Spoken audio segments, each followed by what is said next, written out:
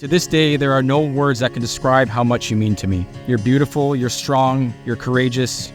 You never let anything break your stride. You strengthen my weaknesses, bring focus to my dreams, and constantly make me a better man. Here is all the gear you need and how I set it up to shoot high quality wedding ceremony and reception coverage like this, or this. Hey, if you're new here, I'm Will. I'm a wedding photographer and videographer, among other things, here in Toronto. And today I want to go into how you can level up your wedding ceremony and reception coverage to get really high quality video from multiple angles that's well lit and has good audio coverage as well. And specifically, I'll show you exactly what gear I bring with me to accomplish this, and I'll explain how I'm going to set it up. First, what ingredients do we need to make sure we're prepared to shoot a high quality wedding ceremony or reception? First, we need continuous coverage from at least 2 camera angles. Ideally a third roaming angle to capture different details and reactions from other people. Properly lit subjects including bride, groom, and whoever's speaking, and multiple continuous audio recordings with backups. Speaking of being prepared, make sure you're prepared when you need motion graphics with Motion Array. Do you ever see a video with a really nice animated intro sequence or some really cool title cards to show different chapters of the video? Chances are they used a motion graphics template to create them. Making any kind of motion graphic from scratch is tricky and really time consuming, especially if you're a one-person band most of the time like I am. I don't really have time to take away from the regular editing process to create and animate these motion graphics. And I'm certainly not skilled enough to do a really awesome job at them. That's where Motion Array comes in. Motion Array is the best site for any kind of motion graphics template. You just find the one you like, download it, bring it into your project, and then you can customize the text and the colors to fit your vibe. And Motion Array is actually more than just motion graphics. They have all kinds of things on there like stock footage, regular graphics, sound effects, all with one subscription. If this sounds like something for you, check out my link in the description. With my link, you get $50 off a 1-year subscription, which is pretty good, honestly.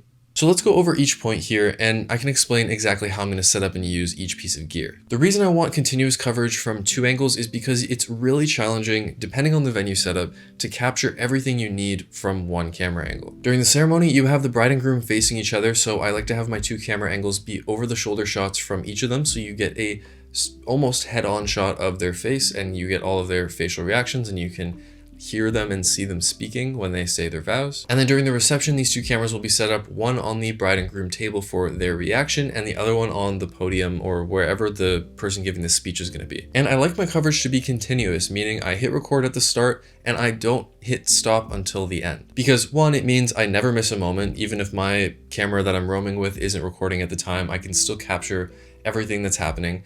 And 2, even if I'm not selling the couple on a continuous coverage of the ceremony or reception, I do have it as an option that they can choose later on. And what I find happens a lot of the time is couples will watch the 5-minute highlight reel that I sell them on in the package. And in those films, I usually use snippets of speeches to kind of highlight important moments and help drive the story of the film. Usually the bride and groom hear that and they remember how great the speeches were and they want to hear the rest of them. And then I can sell them on an additional package as well. So I have 2 cameras locked down on tripods, ideally cameras like my Canon R6 Mark II because they have no record limit. I can literally set it and forget it if I need to. And then for lenses, I like to use longer lenses for these cameras like my 70-200 lens because it allows me to set up the camera a little further away so it's not in anyone's way, but I can still get a close-up shot of faces. Then I'll roam with my other camera on the gimbal, usually with my 24-70 lens, and I can just get a variety of shots of close-ups of them putting the rings on to wide shots of the whole room and reaction shots from parents, that sort of thing. Usually I'll have my second shooter monitor go back and forth between the 2 tripod cams just to check on them, make sure they're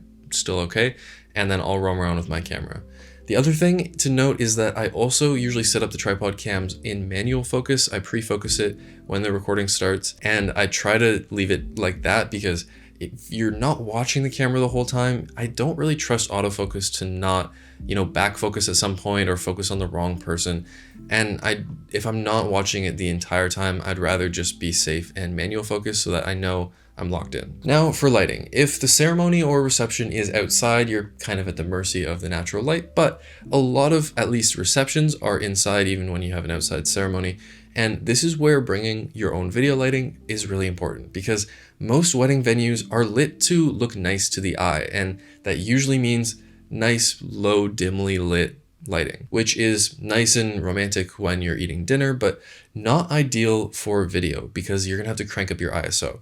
So in order to help prevent that, we're gonna bring our own video lights. I like to bring 2 aperture light panels. These are 60-watt lights, so they're not insanely bright, and that's actually intentional, but they're bright enough that I can usually set up one as a key light to light up the faces of the subjects, and one as a kind of backlight or fill light to the side that's a little bit darker, depending on the setup. Bringing in the fill light, even though it's not insanely bright, still usually helps me bring down my ISO a bit, and that improves the quality a lot. And then also adding in an edge light also really increases the perceived quality of the video, I find. And the reason I say 60 watts is kind of ideal brightness, you gotta remember you're taking videos of real people who are trying to enjoy a real event.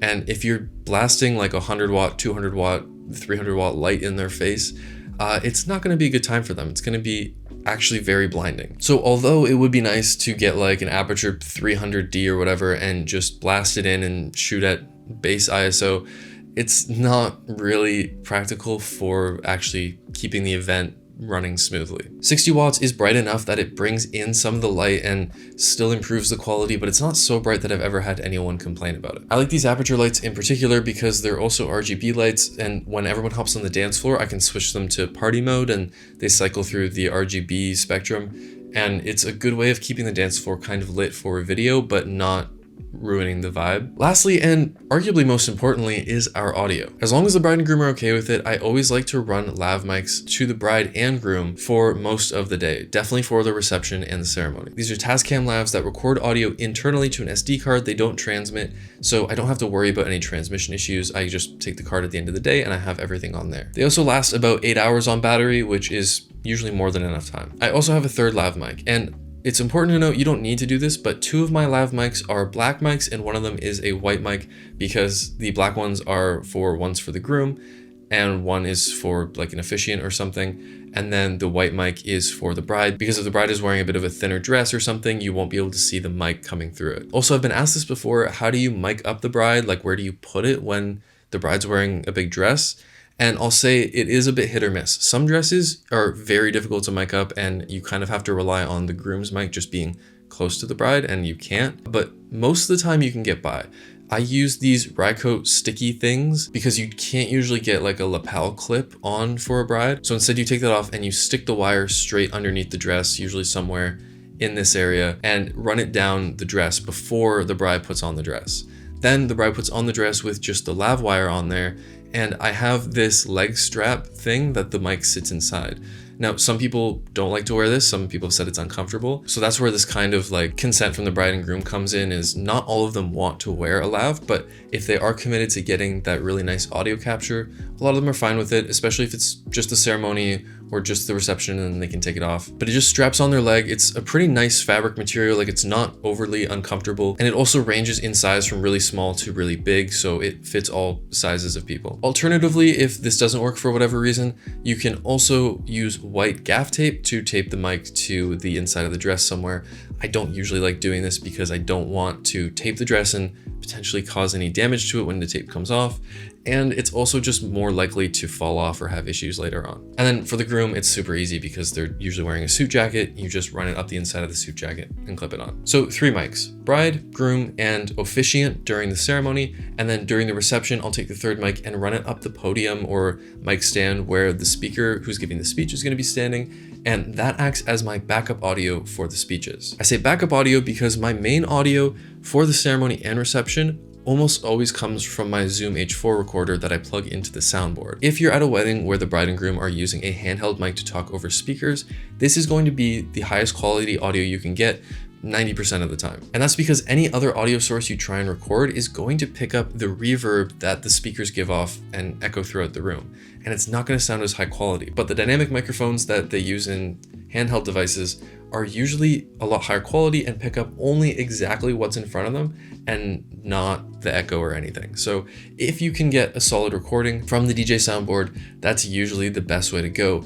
But I always have a backup because this is also the most likely audio source to have issues. And that's because the DJ is going to be different every time. They each use different soundboards that are set up differently, and every time you go to one of these things, it's a little bit of a wild card. And you can't monitor this audio the whole time because you're going to be shooting. So you kind of have to set it up, do a little mic check, test to make sure it's working, and then hit record and pray. I've had a few times where the audio didn't work, or the DJ changed the gain on the soundboard partway through and all of the audio was distorted and blown out. I've also had it be where it was working from the start and then the DJ changed something, and the only thing I got in the recording was the music the DJ was playing and no audio from the microphone. So again, if you can get this audio, it's probably going to be the best sounding audio you can get, which is why I always do it, but always have a backup. And then along with the Zoom H4 recorder, I always bring these 3 types of cables. I have a XLR cable, an RCA cable, and a 1/4 inch cable, because again, every DJ setup is going to be a little bit different. You don't know exactly what output he's going to have on the soundboard. It's usually RCA, but again, it could be either one of them, and I always want to be prepared. So I have all these cables with me ready to go. And then as just an extra precaution backup, one of my cameras that's recording continuously throughout, I'll put my shotgun mic on top as well and just have that roll as kind of like a continuous scratch audio. So if you're counting now, that's a mic on the bride, mic on the groom, mic on the other speaker, recording device at the DJ table, and scratch audio on the camera. So you have 5 audio sources capturing what's going on. And this does sound overkill, but it's so easy for 1 or 2 of these devices to have issues. And if you do, it's just really nice to have a backup. I did a wedding last year where the audio from the soundboard was not working properly. I set it up ahead of time and I didn't get any usable audio from it. And then the bride wasn't mic'd up because it just didn't work with her dress. She didn't want it, which is totally fine. And there was an issue with the groom's mic where I don't know what happened. I think he bumped it or something partway through because it just stopped recording after like an hour. And this meant the only good audio capture I had from the ceremony came from the officiant's lapel mic. And using some tricky editing, I was able to get some good high quality audio from the bride and groom because he was standing close enough to them to capture their vows in high quality. So I know it sounds insane to have that many audio devices recording, but it's so easy for things to go wrong and for you to almost lose a really important moment of the day. This is the type of stuff that sets apart a $1,000 wedding videographer from like a $5,000 wedding videographer. Is the amount of equipment I'm bringing with me on these weddings is kind of insane, and it does seem a little bit overkill, but trust me, if something goes wrong, I'm prepared, whereas not everyone always is. So just to count, if you have all of this gear set up, you have 2 continuous rolling cameras, 1 third roaming angle, 5 different audio sources, and 1 really well lit scene. And yes, it's a lot more gear, a lot of things to worry about, and a lot of more time for setup and teardown. But the quality improvement you get with this for the visuals and audio over just setting up 1 camera and nothing else is huge and makes a big difference in the final product. Let me know in the comments what you think about this setup. Did I miss any pieces of gear that you would recommend I use? Or what's your alternative for setting up ceremony and reception stuff? And of course, if you want to check out Motion Array, the link in the description will get you $50 off a subscription, which is actually pretty good. Thank you guys for watching. I'll catch you in the next one.